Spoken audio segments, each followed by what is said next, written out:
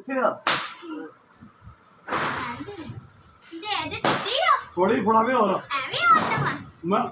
ਓਏ ਨਹੀਂ ਭਾਈ ਹੋਰ ਯਾਰ ਐਵੇਂ ਦੇ ਦਿੱਤੀ ਆ ਅੱਜ ਦੀ ਆਖਿਰ ਕਿਦਾ ਇਸ਼ੂ ਮੈਂ ਵੇਲਾ ਪਪੜ ਕਰਾ ਬੋਲਾ ਫਿਰ ਥੋੜੀ ਨਹੀਂ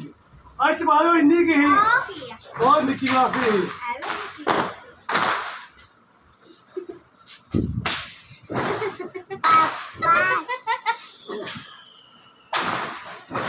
ਟੁੱਟ ਜਾਣੀ ਪੂਆ ਤੇਰੀ